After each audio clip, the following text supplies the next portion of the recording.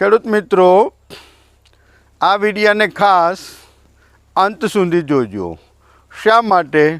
તો આંબાની ખેતીની અંદર ખાસ અર્થશાસ્ત્ર અને મજૂરી કેમ ઘટાડી શકાય એના માટેનું આ દિવાળી માથે જે આખી વાડી તૈયાર કરી છે એનું ટોટલ પ્લાનિંગ જે છે એ તમને સમજાવવાનું છે. તો આ વાડીમાં તમે જોઈ શકો છો કે ખામણા તૈયાર થઈ ગયા છે. તો એ ખામણા જે તૈયાર થઈ ગયા છે એ કઈ રીતે કર્યા છે અને એનો કેટલો ખર્ચ લાગ્યો છે એની વાત તમને સમજાવવાની છે. તો આની અંદર આપણે શું કર્યું? તો સૌથી પહેલાં તો આપણે કટર ચલાવ્યું, રોટાવેટર ચલાવ્યું. રોટાવેટર પછી દાંતી હાંકી. દાંતી ચલાવ્યા પછી આપણે આની અંદર રાપ કાઢી.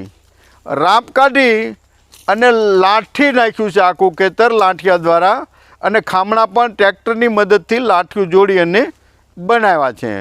તો તમે જોઈ શકો ધોરિયા અને ખામણા બંને લાઠિયાથી કરેલા છે.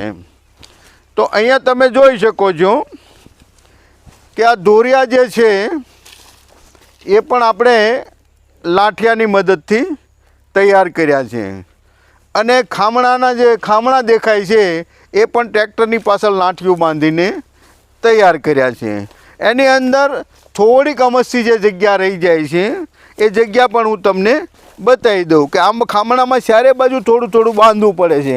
તો આ તમે જોઈ શકો છો. અહીંયા જે જગ્યા જે છે એ બંને બાજુ પાળા છે, પણ થોડીક ફૂટ જેટલી જગ્યા જે છે એ આપણે બાંધવાની રહે છે. તો ચારે બાજુ આપણે ફૂટ જગ્યા જે છે એના આપણે પાવડાની મદદથી બાંધી દઈએ છીએ. ધૂળ પણ જો તમારે લેવાની થાય તો ખામણાની અંદરથી લેવાની રાખજો. શા માટે? કે દર વર્ષે આપણે ખાતરો નાખતા હોઈએ તો ખામણા ધીમે ધીમે ઊંચા આવતા જતા હોય છે. તો દિવાળી માથે તો લગભગ આપણે જૂન જુલાઈ આંબાની સિઝન ઉકલ્યા પછી જ ખાતરો નાખતા હોઈએ છીએ. દિવાળી માથે પહેલાં પણ વખતે ખાતરો નાખતા હોય છે, ને ત્યાં સુધીમાં અત્યારે બધા ખાતર આપણા જમીન સાથે મિક્સ થઈ ગયા છે.